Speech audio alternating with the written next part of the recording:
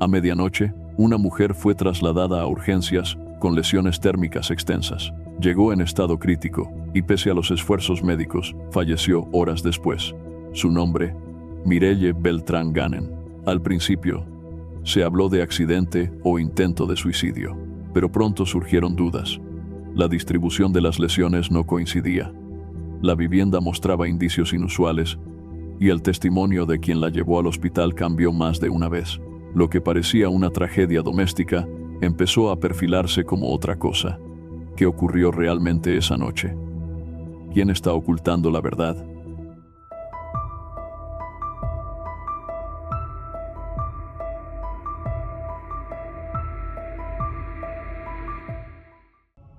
A la 1 de la mañana del 16 de mayo de 2005, un taxi conducido por Wilson Acevedo Barrios circulaba a toda velocidad por algunas de las principales vías de Cartagena.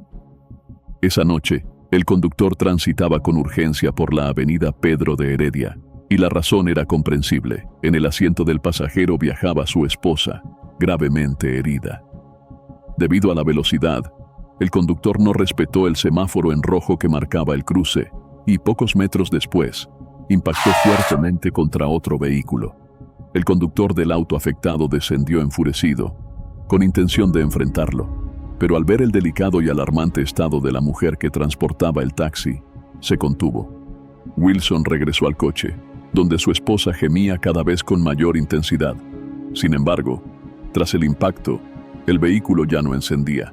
Ante la desesperación, caminó hacia el centro de la vía y obligó a otro conductor a detenerse. En ese nuevo vehículo trasladó a su esposa. 20 minutos más tarde, Wilson Acevedo y Mireille Beltrán Ganen ingresaban por urgencias a la Clínica del Mar, en Cartagena. Poco después, él se comunicó con su suegra, Caridad Ganen. Para Caridad, los detalles del accidente seguían siendo confusos. Creyó que empezaban a aclararse al pasar esa misma noche por el sitio exacto donde minutos antes se había producido el choque. Al ver el estado del taxi, pensó que efectivamente se trataba de un accidente. Sin embargo, esa impresión cambió drásticamente al llegar a la clínica. Una enfermera le informó que no se trataba únicamente de un accidente automovilístico. La mujer había llegado con el cuerpo completamente quemado. Lo primero que pensó Caridad Ganen fue que los médicos se habían confundido de paciente y que la información que le daban correspondía a otra mujer. Volvió a preguntar, pero le respondieron que no podía ver a su hija porque estaban en pleno procedimiento quirúrgico. Poco después, le entregaron una sábana empapada en un líquido medicinal. Al observarla con más atención, vio el sostén de su hija y fragmentos de piel. Al preguntar por el estado de salud de Mireille, una doctora le confirmó que tenía el 90% del cuerpo quemado. Excepto por los pies, las demás partes del cuerpo estaban cubiertas por grandes ampollas, y la piel, tras ser raspada, había quedado de color blanco. Afuera, los familiares de Mireille trataban de entender qué había provocado una tragedia de tal magnitud. Naturalmente, las preguntas se dirigieron a su esposo. Wilson explicó que su esposa había reaccionado de manera descontrolada al enterarse de su decisión de dejarla. Según él, ella actuó impulsivamente, afectada por episodios recurrentes de depresión. Afirmó que Mireille, en un intento por retenerlo, se roció con un líquido inflamable y se prendió fuego. Esa misma versión fue entregada por Wilson a los agentes de policía que se presentaron en la clínica esa noche. Uno de ellos, Douglas Sánchez Paternina, relató que la pareja había discutido por celos y que, aparentemente, ella se roció queroseno y encendió un fósforo, creyendo que lo había apagado, hasta que el fuego se extendió rápidamente. Aunque a los familiares de Mireille esa explicación les resultó difícil de creer, en ese momento la atención estaba centrada en su estado crítico. Cuando los médicos sugirieron trasladarla a una clínica especializada en quemaduras, Caridad pidió a su esposo que vendiera la casa o cualquier pertenencia para costear el tratamiento. Sin embargo, no obtuvo respuesta. Fue una noche larga, marcada por la angustia y la impotencia. Solo hasta las 10 de la mañana los médicos informaron oficialmente sobre el estado de Mireille. Caridad Gannon contactó a una intermediaria del hospital para preguntar por su hija, y fue entonces cuando le comunicaron que Mirelle acababa de fallecer. Aunque ya le habían advertido que la situación era crítica, la confirmación oficial cerró toda esperanza. La causa de la muerte fue un edema severo en las vías respiratorias provocado por las quemaduras. Juan Carlos, familiar de Mirelle, reaccionó con indignación al enterarse del fallecimiento. Dirigió su rabia hacia Wilson Acevedo, a quien responsabilizaba por lo ocurrido. Durante la noche, había tenido una tensa conversación con él en la clínica. Wilson insistía en que todo fue un accidente y que Mirelle se quemó sola. Repetía que no había visto nada, que ella actuó por su cuenta. Desde un principio, Wilson sostuvo que era inocente. Aseguró que amaba profundamente a su esposa y que no logró detenerla. En su declaración ante las autoridades, relató que ella estaba sentada en la cama con un fósforo encendido. Afirmó que intentó convencerla de no hacer nada, pero que todo ocurrió muy rápido. Según su versión, ella soltó el fósforo y el fuego se desató. Dijo haber intentado apagar las llamas con las manos, lo que le dejó quemaduras en un antebrazo y 2 dedos. Pese a esta versión, la familia de Mirelle tenía serias dudas. Algunos detalles les hacían pensar que Wilson no estaba contando toda la verdad. Mirelle Beltrán Gannon había nacido en Cartagena en 1978. Era la mayor de 3 hermanos. Era alegre, sociable, le gustaba compartir con amigos y nunca perdió un año escolar. Para su familia, era un apoyo constante, alguien que cuidaba y pensaba en los demás. Luego de graduarse como ingeniera de sistemas, Mirelle comenzó a trabajar en un hotel de Cartagena. Con su primer sueldo, empezó también a aportar económicamente en su hogar. En ese momento, su madre ya se había separado, y Mirelle asumió un papel clave en la familia. Se convirtió en un apoyo fundamental, tanto para su madre como para sus hermanos y su sobrino, a quienes cuidaba y ayudaba. Era considerada una excelente hermana, una hija dedicada y presente. También se entregó de lleno a su relación con Wilson Acevedo Barrios, un hombre cartagenero del barrio Blas de Lezo. Wilson, mayor que ella por unos 6 o 7 años, era visto por Caridad Gannon como una pareja estable y prometedora. Tenía formación en ingeniería de alimentos y trabajaba en una buena empresa. Al principio, la relación avanzó de manera positiva. El noviazgo fue corto, de poco más de 1 año, tras lo cual decidieron casarse. El matrimonio duró 7 años, hasta que todo terminó de forma trágica. La muerte de Mirelle dejó muchas preguntas sin respuesta. ¿Fue un accidente, un suicidio o un homicidio? Por esa razón, investigadores del CTI acudieron a la morgue pocas horas después del fallecimiento. Uno de ellos, Robinson Roca Mercado, quedó impactado por el estado del cuerpo. Quemaduras en casi toda la superficie, el rostro irreconocible y solo el cabello y los pies sin daño visible. Sin embargo, el cuerpo no ofrecía suficientes pistas para esclarecer la causa exacta de la muerte. Posteriormente, el investigador se dirigió a la vivienda afectada por el incendio, ubicada en el barrio Bosques de Circunvalar, en Cartagena. Allí comenzó a documentar la escena con su cámara. En la vivienda donde ocurrieron los hechos, los investigadores hallaron varios elementos clave para la investigación. En el piso, específicamente en un pasillo que conectaba la cocina con la habitación principal, se encontraron varios cerillos quemados. Según uno de los agentes, había más de 4, lo que sugería que fueron encendidos y luego arrojados al suelo. Este detalle resultó relevante, ya que indicaba una posible intención de provocar fuego de forma deliberada. Al ingresar a la habitación principal, los investigadores notaron que la cama presentaba señales de quemaduras. Sin embargo, el colchón no estaba completamente calcinado. Solo una sección estaba afectada, formando una silueta que coincidía con la forma del cuerpo, lo que indicaba que Mirelle estaba acostada al momento de sufrir las quemaduras. Todos los elementos hallados fueron documentados fotográficamente, embalados, rotulados y enviados al laboratorio forense para su análisis. Allí, los peritos determinaron que el líquido inflamable encontrado tanto en el cuerpo de Mirelle como en la habitación Era una mezcla de naftalina y queroseno. Este hallazgo llamó la atención de los expertos, ya que no se trataba de un combustible comúnmente utilizado para provocar incendios. La elección de una sustancia tan inusual elevó las sospechas. Lo encontrado en el lugar motivó la apertura formal de una investigación en contra de Wilson Acevedo Barrios. El caso fue asumido por la fiscal Socorro Mora. Durante las audiencias, los familiares de Mirel comenzaron a revelar detalles de la relación, y fue entonces cuando expresaron abiertamente sus preocupaciones sobre el matrimonio. Según el testimonio de la madre, la tragedia comenzó poco después de la boda, que ni siquiera había cumplido un año cuando estalló el conflicto. Según el testimonio de Caridad Ganen, fue testigo directa de la relación entre su hija y su yerno durante el primer año de matrimonio, ya que ambos vivieron en su casa. Durante ese tiempo, notó cómo la actitud de Wilson hacia Mirel comenzaba a mostrar signos de control y celos. A él no le agradaba que ella fuera afectuosa con sus hermanos, ni que recibiera muestras de cariño. Caridad recordó un episodio durante las fiestas de noviembre, en un evento en casa de la familia de Wilson, en el barrio Blas de Lezo. Un primo sacó a bailar a Mirele, y eso provocó una escena de celos. A partir de ese momento, la relación entre ambas familias se volvió distante. En cada reunión o fiesta, las discusiones eran frecuentes.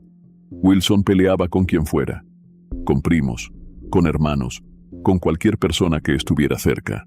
Wilson y Mirel pensaban que al mudarse a su propio hogar podrían mejorar su relación, pero según la familia, la situación empeoró. En una ocasión los invitó un domingo a pasar el día en su casa. Durante una conversación, comenzó una discusión entre la pareja. Wilson empujó a Mirel y la agredió verbalmente. Fue entonces cuando los familiares notaron claramente que la relación tenía problemas graves. Con el tiempo, los hermanos de Mirel también comenzaron a presenciar situaciones de maltrato. En una oportunidad, según contaron, la pareja discutía dentro del taxi. Mirel quiso bajarse en una lomita, pero Wilson abrió la puerta y la empujó con una patada. Ella llegó llorando a casa de su madre. En varias ocasiones, los hermanos intentaron intervenir, pero Mirel les pedía que no se metieran. Por esa razón, según explicaron, nunca presentaron denuncias por violencia intrafamiliar. Optaron por mantenerse al margen, esperando que ella resolviera la situación a su manera. Según la familia de Mirel, los problemas en la relación con Wilson Acevedo continuaron, y eso facilitó que ella iniciara una relación extramatrimonial con un compañero de trabajo, Andrés Bolívar Fajardo, un hombre casi 20 años mayor. Para ellos, Andrés era completamente distinto a Wilson. Mostraba respeto por todos, era amable con los hermanos de Mirele y trataba bien a su madre. Su actitud alegre y tranquila contrastaba con la tensión constante que marcaba el matrimonio de Mirel, lo que llevó a sus familiares a verlo como una posible salida positiva para su vida emocional. Ante la creciente cercanía entre Mirele y Andrés, sus seres cercanos intentaban animarla a tomar una decisión definitiva. Le insistían en que si la relación con Wilson ya no funcionaba, lo mejor era dejarlo. En esos momentos, ella parecía convencida. Les decía que ya había terminado con él, que se iría a vivir de nuevo con su familia y que solo regresaría a recoger su ropa. Sin embargo, tras hablar a solas con Wilson, su actitud cambiaba. A los pocos días, volvía a justificar su permanencia en la relación, asegurando que no podía dejarlo. Repetía esa dinámica una y otra vez. Empacar sus cosas, marcharse, para luego regresar. A comienzos de mayo de 2005, tan solo 15 días antes de la muerte de Mirel Beltrán, ocurrió un episodio grave que preocupó profundamente a su entorno. Esa tarde, Andrés Bolívar, su compañero de trabajo y pareja sentimental, la había dejado en su casa. Sin embargo, minutos después, Mirele salió corriendo, desesperada y gritando. Cuando Andrés se encontraba cerca del lugar, escuchó los gritos justo al pasar por la casa. Se detuvo de inmediato y vio a Mirel completamente empapada en gasolina. Su ropa, su cabello, todo estaba cubierto. De inmediato la subió a su moto y la llevó a la casa de su madre. Al llegar, entre lágrimas, contó lo sucedido. La familia quedó en shock al verla en ese estado. Caridad, su madre, la cuestionó, pidiéndole que no esperara algo peor para tomar la decisión de alejarse definitivamente de Wilson. En un primer momento, Mireille pareció convencida de que esta vez sí se iría para siempre. Pero esa determinación volvió a esfumarse. Cuando sintió que Wilson estaba cerca, su actitud cambió. Le pidió a su madre que no interviniera y que no presentara ninguna denuncia. Quería que lo dejaran así, por ella. Wilson apareció poco después. Se mostró afectado, insistió en que la amaba y se arrodilló frente a todos.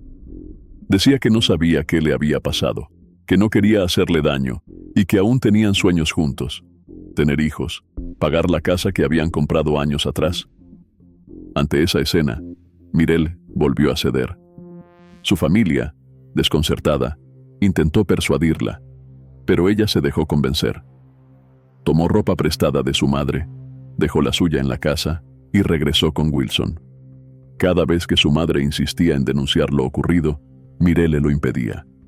Caridad decidió denunciar a Wilson Acevedo. Sin embargo, poco después, Mireille le pidió que retirara la denuncia. Le argumentó que, si en el trabajo de él se enteraban, lo despedirían. Ante su insistencia, la madre accedió. Los familiares de Mireille declararon en las audiencias contra Wilson y contaron todos los episodios de violencia que habían presenciado o conocido. Por su parte, cuando fue interrogado, Wilson admitió que tenían problemas en la relación, pero los atribuyó a la familia de ella. Afirmó que discutían, pero aseguró que las peleas eran normales dentro de una pareja. Las autoridades también lo interrogaron sobre la posibilidad de suicidio. Wilson respondió que, en una ocasión, Mireille había estado deprimida y que incluso había visitado a un psicólogo.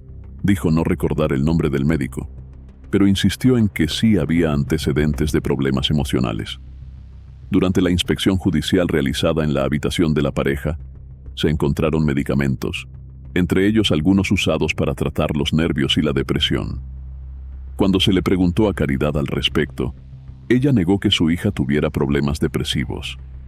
Afirmó que nunca la escuchó decir que necesitara medicación para dormir o calmarse. También señaló que esos medicamentos podrían haber sido de Wilson, no de Mireille. Los cadáveres hablan. Esa es una frase común entre los peritos forenses. En el caso de Mireille Beltrán, sin embargo, su cuerpo, quemado en un 90%, ofrecía pocas respuestas claras. Aún así, algunos detalles llamaron la atención de los investigadores, detalles que podrían aportar indicios importantes para determinar si su muerte fue causada por un incendio accidental o por un acto intencional. Las dudas comenzaron con la versión de Wilson Acevedo, quien afirmó que Mireille se había prendido fuego estando sentada en la cama, tras haberse rociado combustible de arriba a abajo. Sin embargo, surgieron dos preguntas clave. La primera, si el líquido inflamable cubrió su cuerpo desde la cabeza, ¿por qué su cabello no se quemó? Y la segunda, si estaba sentada y el combustible también cayó al suelo, ¿por qué sus pies no presentaban quemaduras? En Colombia, hay pocos expertos especializados en muertes por incendios. La familia de Mireille contactó a uno de ellos, Wilton César Hernández, investigador y experto en explosivos. La vivienda había cambiado con el tiempo, pero la estructura principal seguía siendo la misma. En la reconstrucción, Hernández mostró cómo, desde la entrada de la casa, se encontraron cerillos quemados formando un recorrido que conducía desde la sala hasta la habitación principal. Se identificaron al menos 7 fósforos en esa trayectoria, lo que indicaba una posible preparación para encender el fuego. Dentro de la habitación, lo que más llamó la atención fue el lugar donde se encontró la mayor concentración del combustible. El acelerante se hallaba principalmente en la parte del colchón correspondiente a la cabecera, desde la cintura hasta el rostro de la víctima.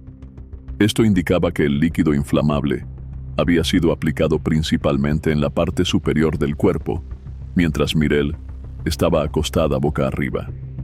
La observación realizada por el investigador Wilton César Hernández coincidía con el análisis del cuerpo de Mireille Beltrán. No se había quemado en posición sentada, como lo había asegurado Wilson Acevedo. Desde el punto de vista técnico, uno de los elementos clave que sustentaba esta conclusión era el estado de la estructura de la cama. Los listones, similares a los de una cama estándar, no presentaban marcas de combustión, es decir, la parte del colchón donde supuestamente Mirelle se habría sentado no mostraba rastros de contacto directo con el fuego. Para Hernández, este detalle descartaba la posibilidad de que la víctima se hubiese incinerado estando sentada o de que ella misma se hubiera rociado el combustible. Su análisis del cuerpo y de la escena reforzaban esta hipótesis. Tras revisar todos los elementos disponibles, llegó a una conclusión clara. El incendio fue provocado, planeado y ejecutado con el objetivo de causar la muerte. Según su dictamen, no se trataba de un suicidio, sino de un homicidio. Para explicar mejor su hipótesis, Hernández realizó una recreación controlada de lo que, según él, pudo haber ocurrido aquella noche. En su reconstrucción, la víctima estaba acostada boca arriba. El agresor habría esparcido el líquido inflamable, concentrándolo especialmente en la parte superior del cuerpo, desde la cintura hasta la cabeza. Luego, habría salido hacia la sala y encendido una serie de cerillos, hasta lanzar uno sobre el acelerante, provocando así la combustión. El resultado fue una escena violenta y devastadora, coherente con el informe forense, que indicaba que Mirelle había sufrido quemaduras en el 90% de su cuerpo, lesiones que finalmente le causaron la muerte. Para Hernández, tanto la mecánica del incendio como el estado del cuerpo apuntaban a un acto calculado y brutal. Las autoridades señalaron que un ataque de este tipo no solo requería frialdad y decisión, sino también conocimientos técnicos. La sustancia utilizada, una mezcla poco común, implicaba cierto manejo de química. En ese contexto, el perfil de Wilson Acevedo generó aún más sospechas. Primero se formó como ingeniero de alimentos y posteriormente obtuvo el título de ingeniero químico. Contaba, por tanto, con las herramientas intelectuales para ejecutar un acto tan complejo y destructivo. La defensa de la familia de Mirelle Beltrán reunió varias pruebas con el objetivo de demostrar que Wilson Acevedo Barrios había asesinado a su esposa. Presentaron testimonios sobre violencia intrafamiliar, análisis forenses realizados al cadáver y en el lugar de los hechos, e incluso los estudios universitarios de Acevedo. Todo parecía apuntar a una posible condena severa. Sin embargo, no fue así. 6 meses después del fallecimiento, Wilson Acevedo fue dejado en libertad al ser considerado inocente del delito de homicidio agravado. Para la familia de Mirelle fue un golpe doloroso. Sintieron que la justicia había sido burlada. Ivette Cecilia Hernández, subdirectora de Fiscalía de Cartagena, quien indicó que las pruebas no fueron determinantes para establecer responsabilidad en cabeza de Wilson Acevedo. En el expediente se registró que Andrés Bolívar, amigo de Mirelle, fue citado al juicio. Aunque habló mal de Acevedo, afirmó erróneamente que vivía con Mirelle, lo que llevó a que su testimonio fuera descartado. También se presentó en la audiencia una ginecóloga del Centro Colombiano de Fertilidad y Esterilidad, quien declaró que Wilson y Mirelle la habían visitado 3 meses antes del hecho con la intención de tener un hijo. Por otra parte, la ausencia de denuncias formales por violencia intrafamiliar también pesó en la decisión judicial. No había registro alguno de golpes o maltratos en la fiscalía. Todo indica que para la fiscal Socorro Mora, estos elementos fueron más contundentes que los hallazgos forenses, los testimonios de los familiares o la formación académica en química de Wilson Acevedo. A juicio de la fiscal del caso, no existían pruebas suficientes para establecer responsabilidad penal contra Wilson Acevedo. Evaluó los elementos procesales y probatorios disponibles y concluyó que los indicios no eran lo bastante graves como para acusarlo formalmente. Por eso, en su momento, determinó que no había mérito para continuar con el proceso en su contra. Para Caridad Ganen, madre de Mirelle, fue una decisión difícil de aceptar. No solo cargaba con el dolor de haber perdido a su hija, también sentía el peso de un sistema judicial que, en su opinión, manchaba la memoria de Mirelle. En su sentir, Wilson no solo había acabado con la vida de Mirelle, sino también con la suya. Cuando le hablaron de apelar, pensó que sería otro esfuerzo en vano, pero el abogado Javier Sarabia la convenció de lo contrario. Al revisar el expediente, encontró especialmente contundente el análisis del perito Wilton Hernández. Señaló que, si el fuego hubiera comenzado desde abajo, lo lógico sería que las plantas de los pies, las pantorrillas, la ropa inferior y la estructura baja de la cama estuvieran completamente quemadas. Sin embargo, las fotografías no mostraban quemaduras en esas zonas del cuerpo de Mireille. Ese análisis y la apelación presentada llevaron a un nuevo pronunciamiento por parte de la justicia colombiana. Se logró demostrar que no se trató de un suicidio. El caso pasó a manos de la fiscal cuarta, Núñez de León de las Alas, quien concluyó que sí existía responsabilidad penal en cabeza de Wilson Acevedo. En consecuencia, presentó el escrito de acusación y logró una condena. El 11 de enero de 2012, Wilson Acevedo Barrios fue hallado culpable del delito de homicidio agravado contra Mireille Beltrán Ganen y condenado a 28 años de prisión. Sin embargo, cuando las autoridades intentaron detenerlo, ya no se encontraba en su domicilio. Desde entonces, permanece prófugo. Años después del crimen, Wilson Acevedo continúa evadiendo la justicia.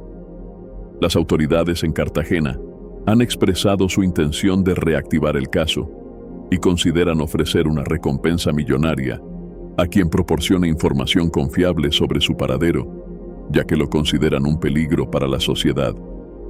Este caso genera muchas preguntas sobre la justicia, la violencia y las decisiones difíciles en familia. ¿Qué opinas tú? Te leemos en los comentarios, siempre con respeto. Deja tu opinión en los comentarios. Y si te interesa nuestro contenido, no olvides suscribirte al canal.